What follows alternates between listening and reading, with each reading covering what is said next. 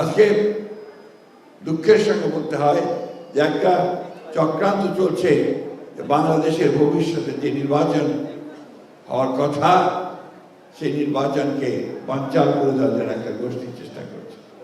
আজকে দুঃখের সঙ্গে বলতে হয় যে একটি উগ্রবাদ, তারা বিভিন্ন রকম উগ্রবাদের কথা বলে মানুষকে বিভক্ত করতে চায়, বিভাজন করতে সৃষ্টি করতে চায়। বাড়াবো না, আমি শুধু মনে করি আজকে আমাদের একটা অনেক আনন্দের দিন। আনন্দের দিন এই জন্যে যে আমাদের ক্ষুদ্র জাতিগোষ্ঠী ভাইয়েরা তারা তাদের অনেক দিনের যে আকাঙ্ক্ষা, ইচ্ছা, তারা আমাদের নেতার সঙ্গে মিলিত হবেন, তাদের কথাগুলো বলবেন, সেটা আজকে আমরা পূরণ করতে পেরেছি।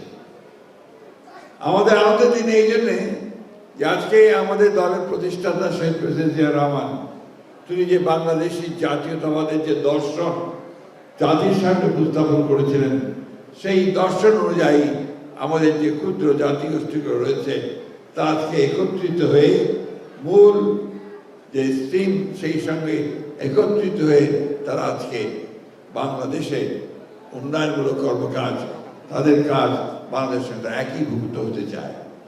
আমি একটা বক্তব্য বলে শেষ করতে চাই, কারণ সময় খুব কম। আমরা জানেন যে একটা ভয়াবহ দানবীয় ফ্যাসিস্ট সরকারের দীর্ঘ নির্যাতনের একটা শাসনের পরে আমরা একটা অভ্যুত্থানের মধ্য দিয়ে একটা সুযোগ পেয়েছি একটা নতুন বাংলাদেশ তৈরি করবার, নতুন বাংলাদেশ নির্মাণ করবার। এই নতুন বাংলাদেশ নির্মাণ করার জন্যে আজকে আমরা সবাই অন্তত একটা বিষয়ে একমত যে আমরা প্রত্যেকটা নাগরিকের সমান অধিকার এখানে প্রতিষ্ঠিত করব।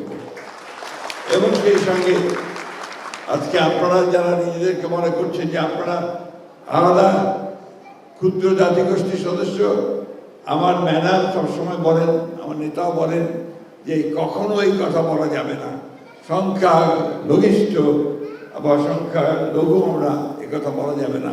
আমরা সবাই বাংলাদেশি, আমাদের অধিকার সকলের সমান। আর নিশ্চয়ই আমরা অতীতে সব সময় সব কাজ করা সম্ভব হয়নি, অতীতে আপনাদের প্রতি সবসময় সুবিচার করা সম্ভব হয়নি।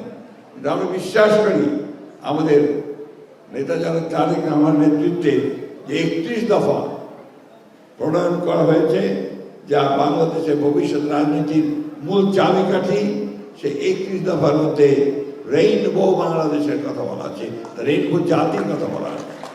সেই রেইনবো জাতিতে আপনাদের সকলকে নিয়ে আমরা সত্যিকার অর্থেই একটা রেইনবো স্টেট আমরা তৈরি করতে চাই, একটা জাতি তৈরি করতে চাই, সেটাই হচ্ছে আমাদের লক্ষ্য। আজকে দুঃখের সঙ্গে বলতে হয় যে একটা চক্রান্ত চলছে বাংলাদেশের ভবিষ্যতে যে নির্বাচন হওয়ার কথা সেই নির্বাচনকে বানচাল করে দেওয়ার জন্য একটা গোষ্ঠীর চেষ্টা করছে।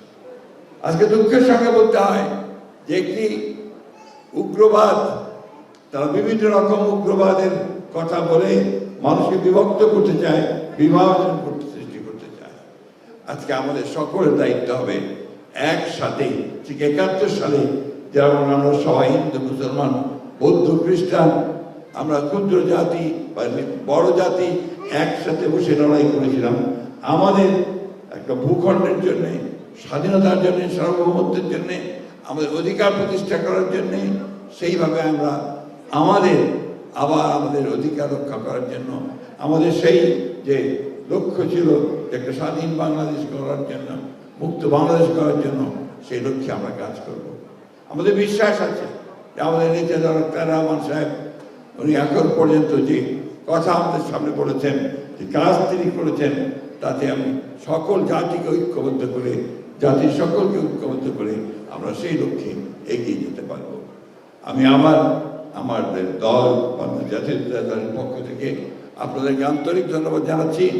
আপনারা অনেক দূর দূরান্ত থেকে অনেক কষ্ট করে প্রায় সকাল থেকে এখানে বসে আছেন আমাদের নেতার বক্তব্য শোনার জন্য।